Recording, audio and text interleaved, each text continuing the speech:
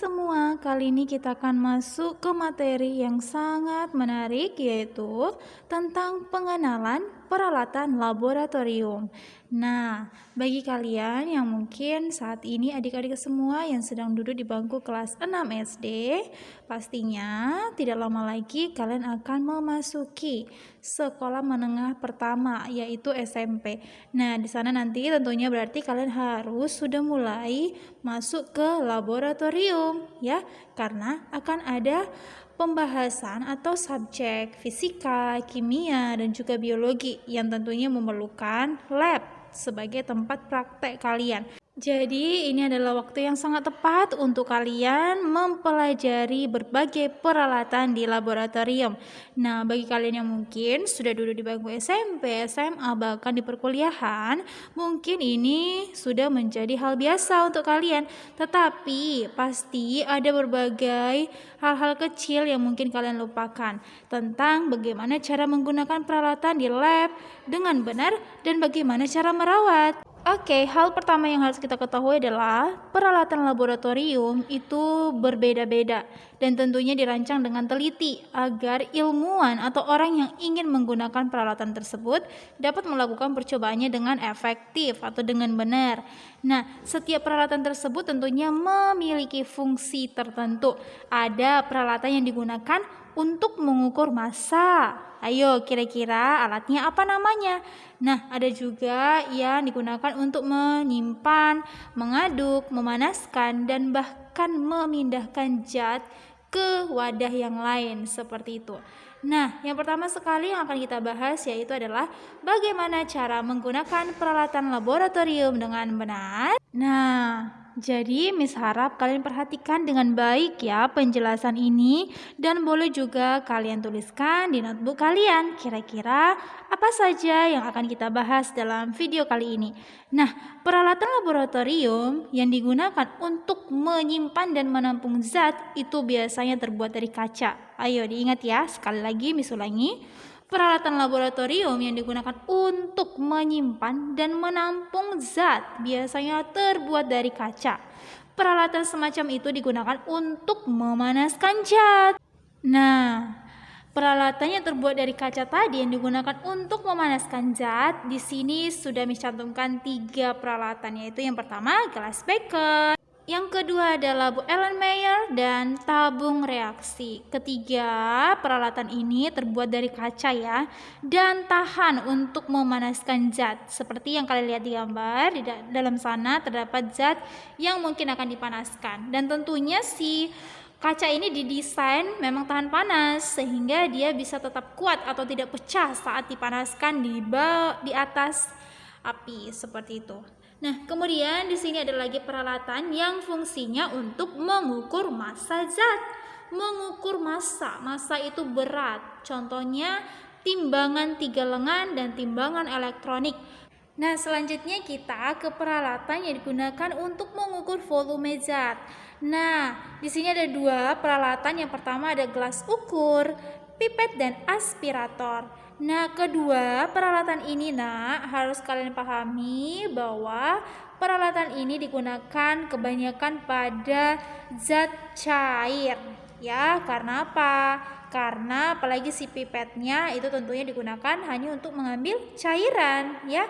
Oke, sekarang kita beralih ke batang pengaduk dan labu Erlenmeyer digunakan untuk mencampur zat. Nah, batang pengaduknya ini boleh kalian lihat pada gambar berikut. Nah, jadi ada cairan atau zat yang dimasukkan ke si labu Erlenmeyer yang tadi ya. Lalu tentunya mungkin si zat ini harus diaduk. Nah, di sini perlu ketelitian. Jangan sampai kalian berpikir bahwa pengaduknya itu ya bebas mau menggunakan apapun. Berarti boleh dong menggunakan sendok biasa? No, tidak bisa. Jadi harus menggunakan si batang pengaduk ini, oke? Nah, selanjutnya kita beralih ke corong. Ya, ini mungkin sudah umum kalian lihat, tapi ini bukan corong sembarang corong yang mungkin digunakan untuk sebagai corong minyak bensin, bukan ya. Corong ini didesain khusus untuk digunakan di laboratorium yaitu gunanya untuk memindahkan zat ke dalam wadah kecil. Ya, tentunya memang tetap digunakan untuk sebagai alat pembantu memindahkan zat, tapi bahannya tidak sama dengan corong pada umumnya. Nah, di sini juga ada dua alat yang sangat membantu saat memanaskan zat, yaitu yang pertama ada besi penyangga dan cincin besi. Lalu ada tripod atau kaki tiga. Nah, besi penyangga ini biasanya digunakan sebagai tempat untuk penyangga si tabung gelas atau tabung reaksi yang selesai dipanaskan. Jadi dia harus diletakkan ke tempat yang khusus kan, karena pastinya si tabung reaksinya masih panas. Nah, bolehlah digunakan si besi penyangga ini. Lalu si tripod kaki tiga itu juga biasanya digunakan untuk memanaskan, ya. Nah, mungkin ditaruh di bagian atas si tripodnya itu si gelas beker. Dari bawahnya itu ada sumber panasnya seperti itu. Oke. Nah, selanjutnya kita ke kawat kasa yang digunakan untuk mengatur banyaknya panas. Ayo, siapa yang pernah melihat ini? Ini juga digunakan untuk mengatur banyak panas. Nah, berarti ini digunakan biasanya di atas dari sumber api yang akan digunakan untuk memanaskan zat. Lalu masih berhubungan dengan peralatan berikut, yaitu untuk menghasilkan panas. Nah, yang pertama ada pembakar alkohol, pembakar bunsen, dan piringan pemanas. Ketiga inilah yang bisa digunakan sebagai sumber panasnya. Jadi bukan menyalakan kompor yang ada di dapur, ya. Tidak ada kompor di laboratorium, tapi sumber apinya menggunakan ketiga alat ini. Ya, mungkin saja di lab itu hanya ada pembakar alkohol. Nah, itu yang digunakan atau yang lainnya juga. Oke, kemudian di sini ada peralatan yang berfungsi untuk memegang peralatan kaca yang panas. Ada penjepit, penjepit tabung reaksi, dan rak tabung reaksi. Oke, ini juga masih berhubungan saat kita sedang memanaskan si tabung reaksi atau glass beaker atau labu Erlenmeyer. Nah, jadi kan kacanya panas dan tentunya kita harus menggunakan alat, ya. Tidak boleh langsung tangan kita bisa jadi akan melepuh kalau kita langsung memegang si tabung reaksinya karena panas, ya. Jadi menggunakan penjepit boleh, menggunakan penjepit tabung reaksi. Nah, setelah dijepit, nah, bolehlah dia didiamkan di si rak tabung reaksi ini. Boleh disusun di rak tersebut sampai si tabung reaksinya cukup dingin atau akan digunakan seperti itu. Oke, jadi sampai di sini kira-kira dari berbagai peralatan ini yang mana yang pernah kalian lihat, boleh kalian cantumkan di kolom komentar. Oke, sekarang kita ke teknik laboratorium. Jadi di dalam laboratorium tentunya ada berbagai teknik laboratorium yang harus kita ikuti. Nah, teknik laboratorium itu adalah instruksi yang memandu kita untuk melaksanakan percobaan di dalam lab. Dan tentunya ini harus dilaksanakan sesuai petunjuk agar percobaan kita bisa berlangsung dengan baik dan aman. Nah, yang pertama itu mengukur massa zat. Nah, caranya di sini ada 5 tahap yang harus kita ikuti dalam menggunakan si timbangan 3 lengan tadi. Dimana kita ketahui bahwa si timbangan 3 lengan itu digunakan untuk mengukur massa zat atau berat zat. Oke, kelima step ini boleh kalian tulis di notebook kalian ya, dan kalau bisa dipahami agar nantinya saat kalian melangsungkan praktikum di laboratorium bisa dengan benar menggunakan si timbangan 3 lengan. Oke, kemudian mengukur volume zat. Di sini volume zat yang akan diukur itu bisa jadi ada zat cair dan juga ada zat padat. Masing-masing di sini untuk mengukur volume zat cairnya di sini ada 4 step. Lalu untuk mengukur volume zat padat di sini ada 5 step yang harus kalian pahami. Oke, dan tentunya ada rumusnya, yaitu volume benda padat ya, untuk zat padat itu ada rumusnya di mana volume benda padat itu sama dengan volume air setelah benda padat dimasukkan dikurang volume air sebelum benda padat dimasukkan untuk mendapatkan hasil akhirnya. Oke, sekarang kita ke teknik yang ketiga, yaitu mencampur zat. Mencampur zat ini tadi bisa kita gunakan di gelas beker atau labu Erlenmeyer. Dan tentunya untuk melakukan pencampuran ini kita membutuhkan yang namanya batang pengaduk tadi. Gambarnya boleh kalian lihat di video sebelumnya ya.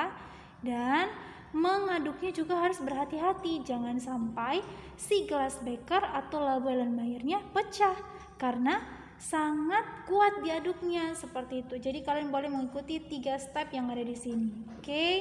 Kemudian kita ke teknik keempat, memindahkan zat. Yang pertama bisa menggunakan corong. Corong juga sudah ada gambarnya tadi ya.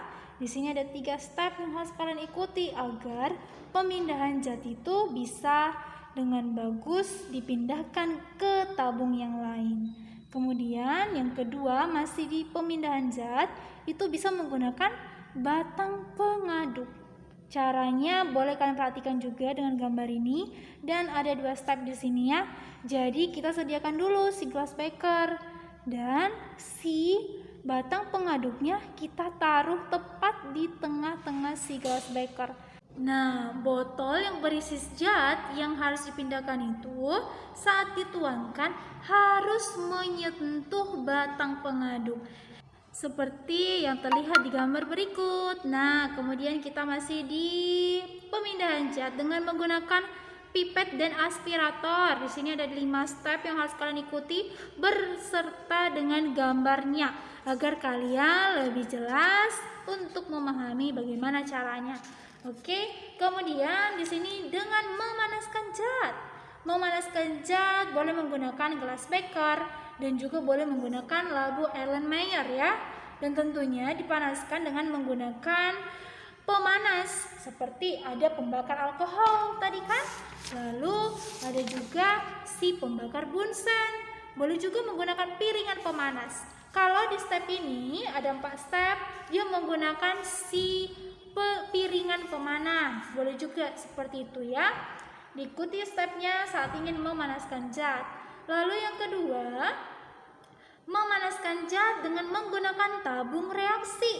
Ini juga bisa kita lakukan.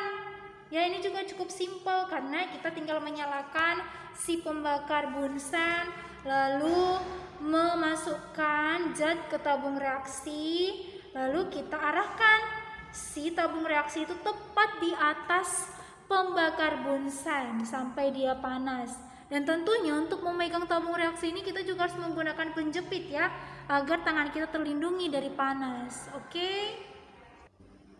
Oke semuanya, setelah kita mempelajari berbagai teknik laboratorium dan berbagai peralatan laboratorium, hal pertama sebenarnya yang harus kita perhatikan saat memasuki laboratorium adalah menjaga keselamatan diri.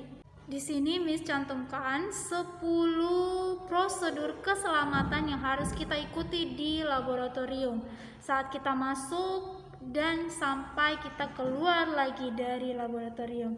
Dan tentunya saat menggunakan laboratorium kita harus menjaga kebersihan dan hati-hati agar praktikum kita berlangsung dengan baik dan kita pun bisa dengan baik juga keluar dari laboratorium. Silakan ditulis hal-hal penting yang ada dalam video ini dan semoga video ini bisa berguna untuk kalian dan sampai jumpa di video selanjutnya. Bye bye.